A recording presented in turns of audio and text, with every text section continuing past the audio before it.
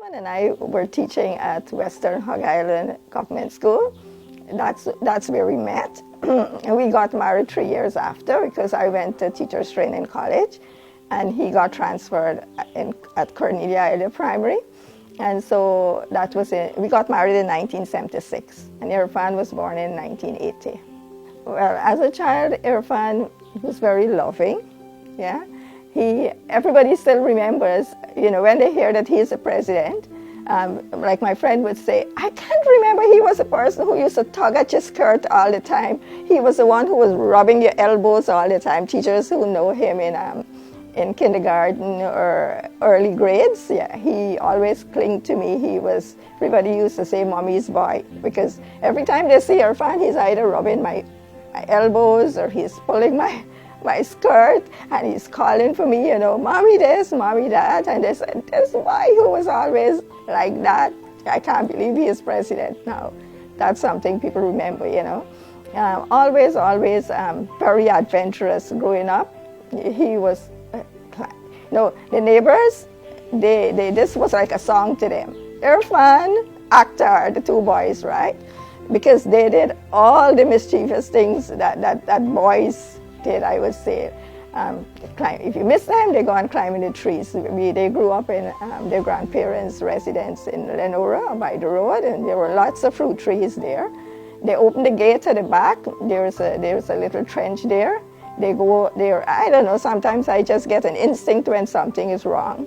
One day they went behind there. He fell in the drain. Just instinctively, I knew like something wasn't right, so I went to call for them as usual. And there he was in the drain, yeah. So always jumping in the trench to learn to swim, He doesn't wait for you to teach him.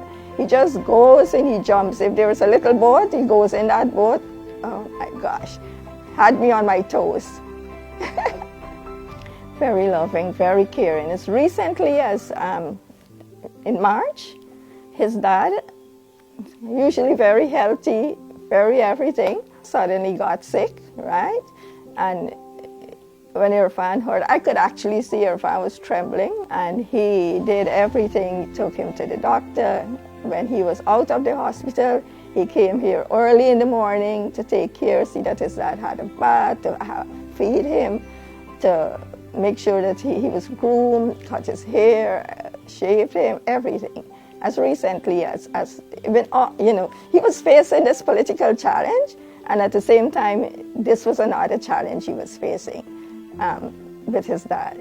But he was here morning, noon, night, spending hours until his dad got on his feet again.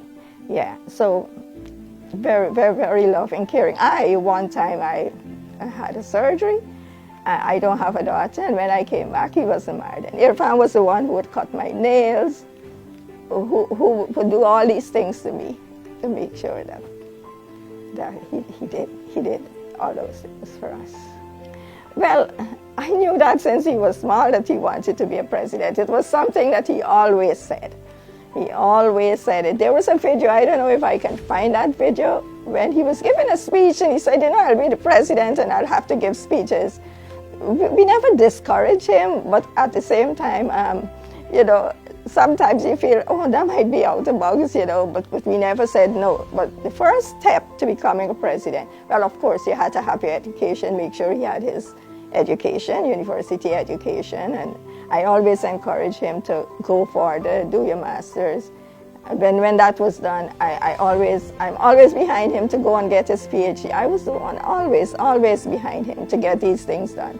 So that was the first step, ensuring that you have a proper education, because you can only achieve those things if you have a proper education. I try to work on his personality as well. Everybody has flaws. I know Irfaan's flaws, and I try my best to work on those areas as well. And then the next step was joining the political movement. And so when he came and he said that he wanted to join the PYO, the political movement, so yeah, we supported him throughout those years. This house here was always accommodating to political discussions. He would call me if there would be a meeting suddenly, and I would have to accommodate, make sure that refreshments were there. We did everything to support that. He's very committed to whatever he does, very dedicated. I've seen that when he was minister, right? I've seen the dedication, I've seen the commitment he put into his work, right? And he's very innovative as well. He likes to think out of the box, and he does lots of things that you wouldn't think, I was amazed, Another thing I can tell you for Irfaan, he is such a planner. You have something here, like a family wanted to do a wedding here, just a few days before. And I said, oh gosh, we haven't planned anything. And, in no time, Irfaan got everything planned and set up and everything. He is such a good organizer. He can get things done. I tell you, when I say that, I really mean it. You would panic that how we'll get his things, everything in order for this short time, but he gets it. So that also will, as much as it's something very practical that I've seen, but that's a very good quality that helps to make you a good leader. He is the most generous person you can ever think of. Like sometimes he will come upstairs, he's walking on the road, and he would say, you have a $500, you have $1,000, give me. He won't say what he wants it for, but if I look out, I see somebody on the road there, right? Maybe a lady, maybe an elderly person asking for help, and he would just give them. He can give people his heart. He doesn't know to say no to people.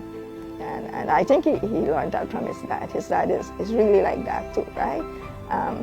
They could give people anything they have, even if it's the last they have. I know that about him. Life personally for me, will be as it used to be. I will go on, the way I live my life. I will continue to live my life the same way. Whatever support I can give, the support that I've been giving him throughout his life, the support of a mother, one caring, giving advice when it's necessary, counseling when it's necessary. I don't care how old my sons get. If I have to do that, I do that, right?